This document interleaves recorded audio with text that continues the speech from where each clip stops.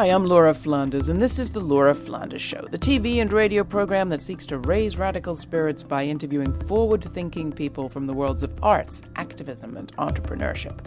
This week, learning from the South, an African-American trans socialist shares his lessons from working in the Atlanta area, and two student activists from the Movement for Black Lives swap personal and political stories from South Africa to Chicago. On The Laura Flanders Show, the place where the people who say it can't be done take a back seat to the ones who are doing it. Welcome.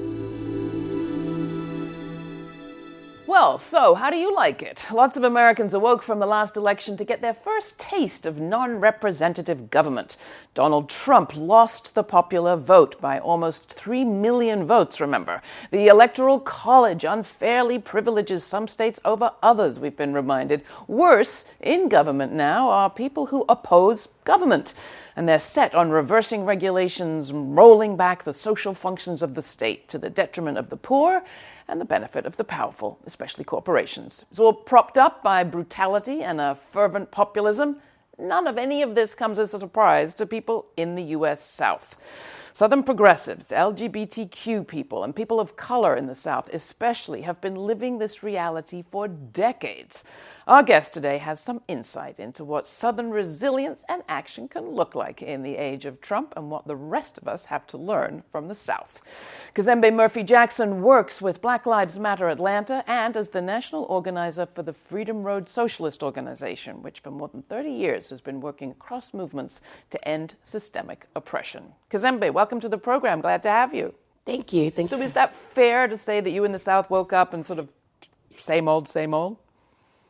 I think that's partly true. I think when we woke up and we realized that Trump was in office, part of it was like, okay, this is something that we've been dealing with. We call it the new Confederacy. We've been dealing with this kind of action for a while. But also there was a sense of urgency and responsibility that we were going to actually be called into action to lead other folks who were not in the South about how to deal with this same kind of administration. So when you talk about you've been dealing with some of these phenomena over the years, what do you mean? How do you describe it? I think on a state level in particular, we are used to really repressive kind of legislation. We have a lot of in particular in Tennessee and in Georgia, Mississippi, we have supermajority Republican legislatures that typically pass, laws that are aggressive against queer and trans people, bathroom bills, that kind of stuff.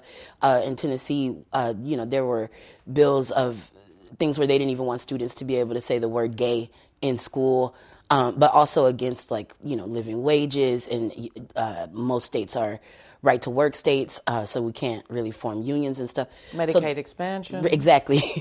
all of these kind of things on a state level.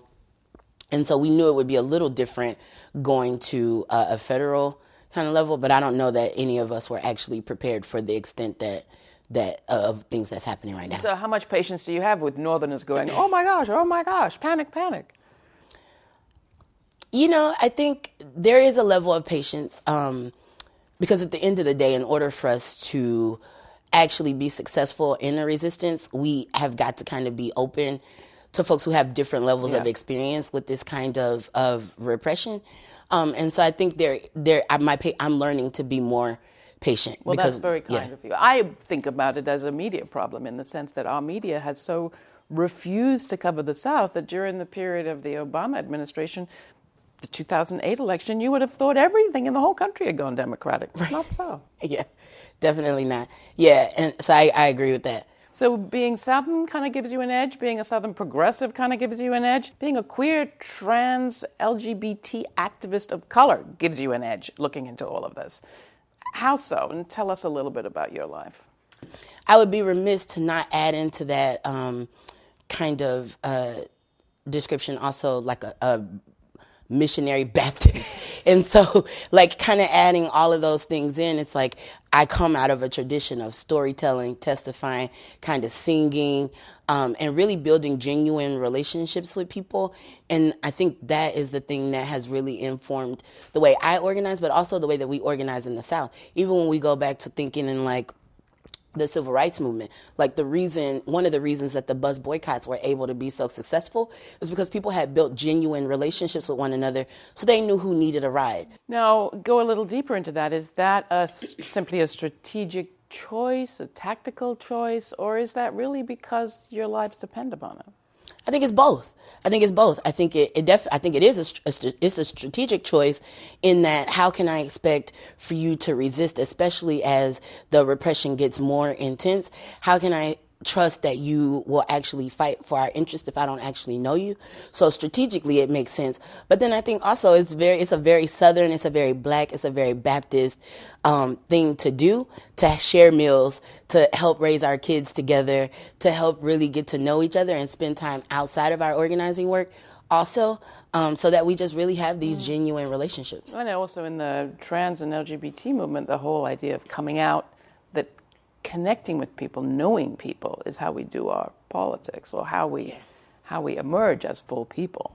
Yeah, especially when I think about the South, I live in Atlanta, but like I think about the smaller rural towns in the South, in particular because isolation is a real thing when we talk about queer and trans folks in particular. And Southerners on New Ground in the beginning was really good about making sure that queer and trans folks had a community.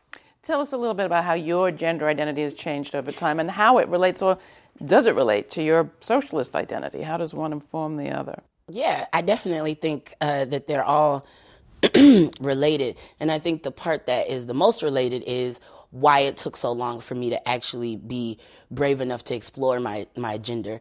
I think that, capitalism, patriarchy, all of these things have us lined up in these very restricted boxes that make sense because it's easier to dominate people in these boxes.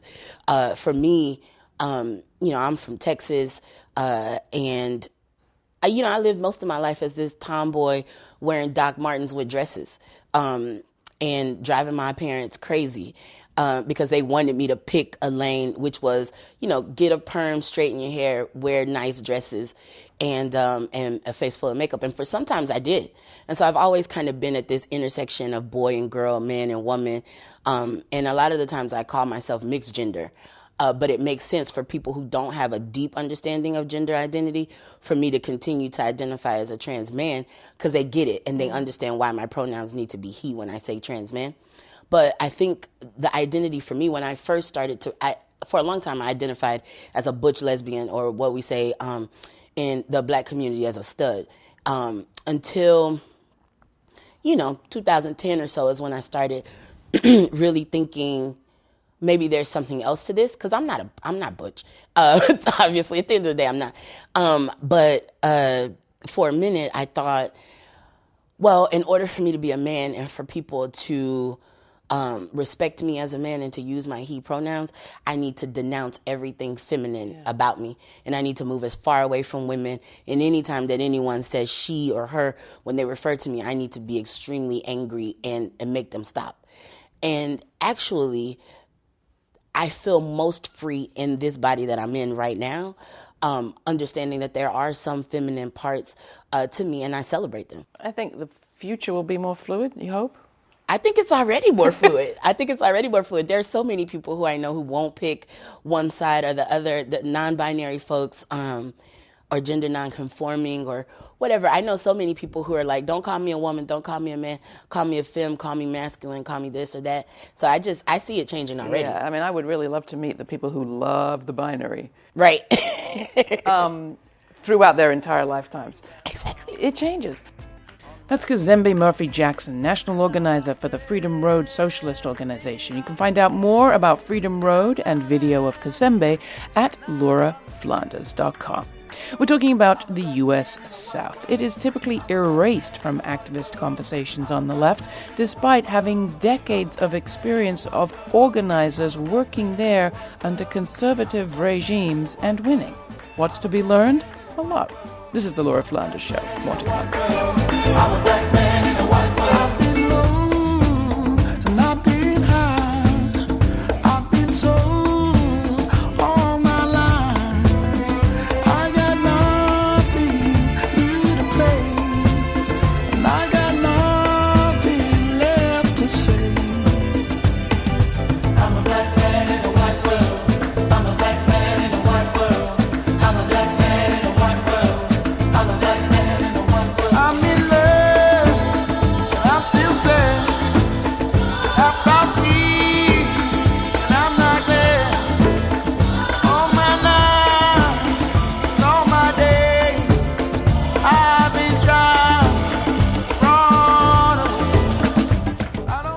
That was Black Man in a White World by Michael Kiwanuka. The Laura Flanders Show is made possible by listeners just like you. Become a member today during our May to Memorial Day membership drive, and for as little as $2 a month, you can become a sustaining member and help keep our programming independent, audacious, and ad-free. To find out about our goal and the thank you gifts we have in store, go to lauraflanders.com. Now more from Cazembe Jackson. All right, so the socialism, where did that come in and how does that relate? And tell us a little bit about the work that you're doing now. You've just come back from the UK. Sure. At the end of the day, I feel like I've had a hard life, but at this end of it, I have access to a whole lot of privilege. I basically can eat and live and sleep and kind of move very freely. I'm still Black and trans, but obviously I can move a lot freely than a lot of other people. And so I feel like my fight for socialism and the thing that is important to me is I want everyone to have access to that. Now, a lot of people watching this, don't have a lot of clear models of what socialism is. Mm-hmm. And the models they have are models like Cuba or the Soviet Union, where I can hear them now saying, well, they were not nice to trans people, or it took them a long time to get their head around homophobia and the relationship between capitalism and homophobia. Mm-hmm. So when you say socialism, what are you thinking of? What do you mean? And is there a state expression of that anyplace? I don't think that 21st socialism in the United States is going to look like anything that's been done already. When I really think of socialism, I'm thinking of it as kind of like a vehicle to something else that's more permanent. And so I see us doing the things that are alternate to austerity. So like the idea for us as Freedom Road and me even personally is more of we need folks, and I think we do take these examples from Cuba and Venezuela and other places, we need folks to actually understand what political moment we're in. And so it's about finding people, making sure that they are educating us and we're educating them so that we understand the climate and what needs to happen to shift it. And I think I see a lot of people doing that through what's been called like independent political organizations. And you see those kind of popping up everywhere, but it's really like these mass groups going out and finding people and then getting educated together and then electing our own folks to put in office, and not in just a way where it's like, find a progressive woman or a Black face and put them in office, but like people who are actually coming up through those organizations, through the ranks with us, who share our politics, who are willing to fight for us. I think about it a lot as sort of putting the social at the center as opposed to capital at the center. Right. And what would we do if we organized the state on that basis? So we're running out of time. I haven't heard much about the British experience. What did you take away from that trip? And then I guess my last question would be for you to share some comments about what you think are priorities for people in this country right now. Sure. I think the biggest thing that I took away was the different experience of what it is to be Black in London and in the UK versus what it is to be Black in the United States. How so?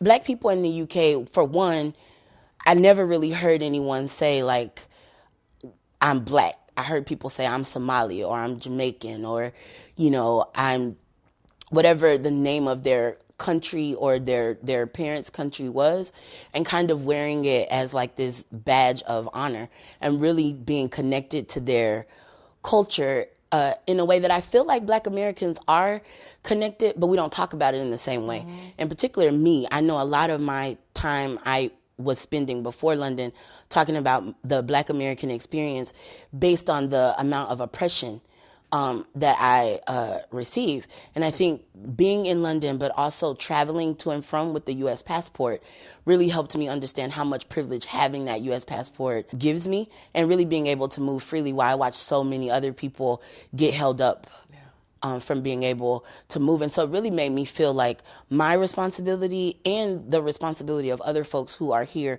in the U.S. is also about making sure that we are current about what's happening everywhere else, but also being engaged in that fight to make sure that, like, it shouldn't be different if I have a U.S. passport or if my passport is Syrian or if it's French or whatever. We should all be able to move freely. And what about the priority question, especially for people who perhaps aren't fortunate enough to live in the kind of community that you've described or haven't made that for themselves yet? I think two priorities. I think one, the biggest priority is resistance at this point. All kinds of resistance. It doesn't even, I'm just so proud of folks on the left and in general right now for the level of resistance that we've kept up since inauguration. And I think keep going, keep finding creative ways to resist this administration. But I think also we can't get caught up in just resisting. We also have to be on the offense. So do I hear a book in the offing? Is that what I'm hearing? No, I don't have time for books. But some people should write them. Yeah, absolutely. Thank you so much. It's great talking with you. That was Cazembe Jackson, national organizer with the Freedom Road Socialist Organization. Like what you're hearing? Put your money where your media is by supporting ad-free, independent podcasts like this one. Go to lauraflanders.com/membership to join our first ever May Day to Memorial Day membership drive and become a sustaining member with just $2 a month. Again, go to lauraflanders.com/membership and thank you. Next, we'll hear from two student activists from the Movement for Black Lives from South Africa and Chicago.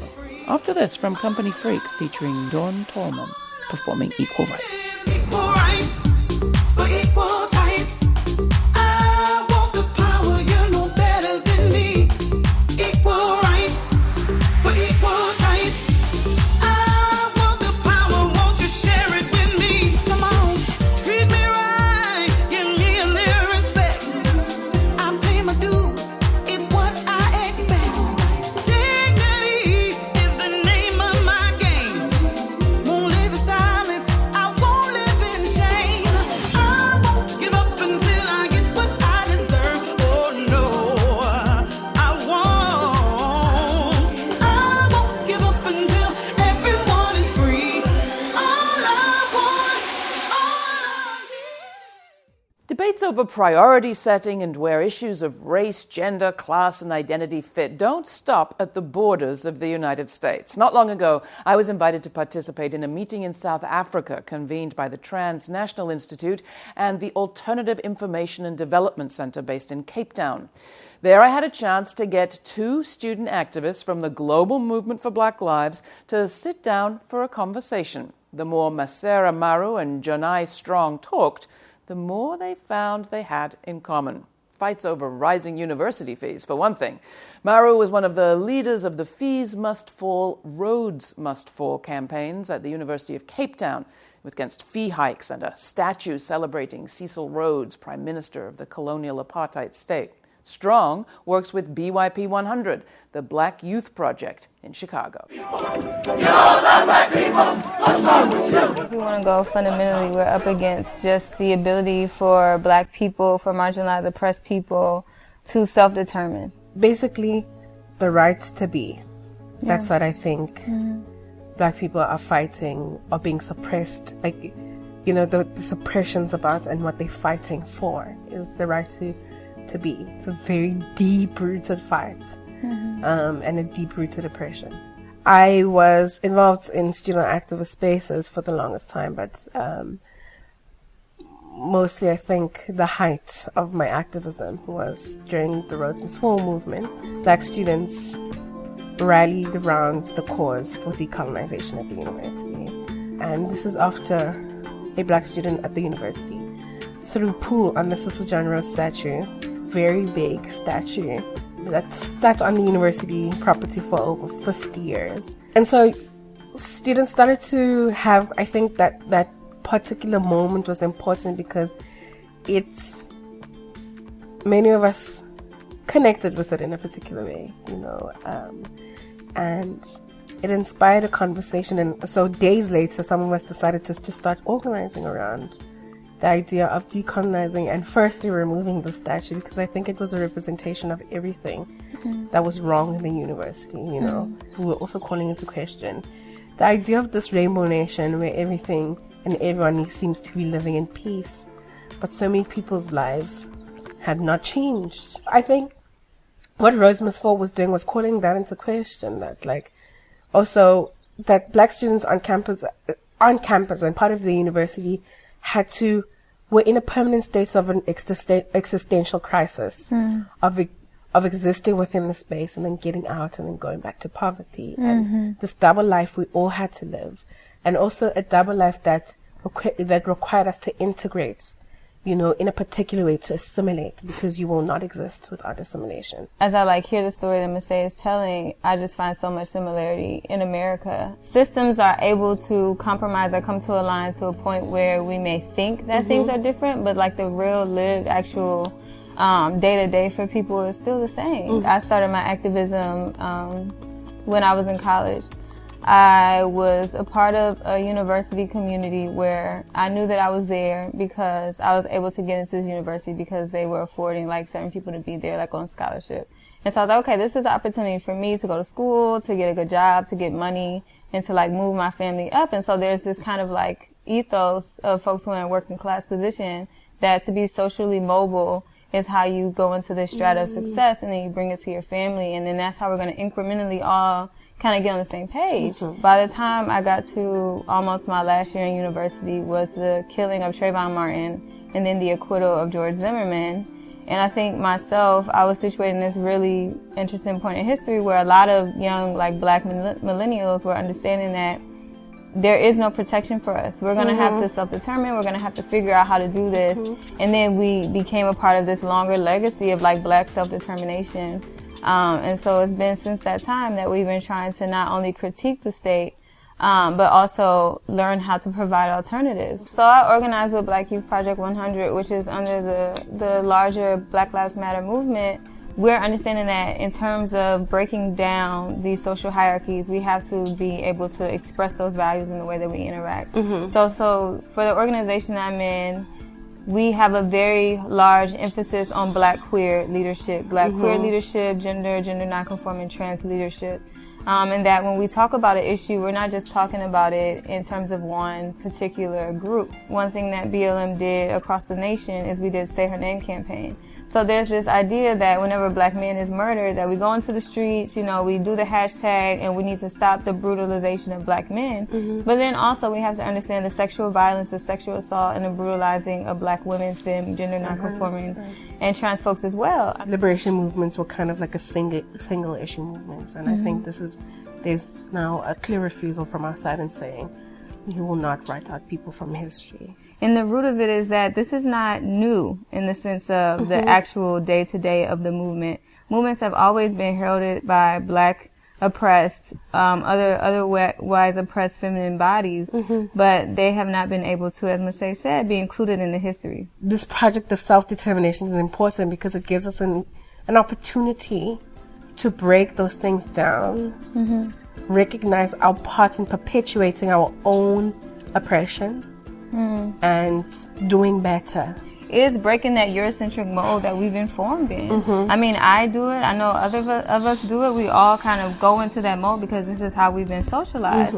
But if we can go back to a more authentic understanding of how we're connected to each other, how we're connected to the land, that is the way in which we can find a path forward by going a little bit backwards. For me, it's important that we continue growing and continue learning. For me, it's about the learning, because I don't think growth happens without learning, or in the absence of learning. And I think where we're headed is building more transnational links, and strengthening transnational solidarity, because the fight is getting bigger and uglier, bigger and uglier, and it's coming closer and closer and closer to all of us.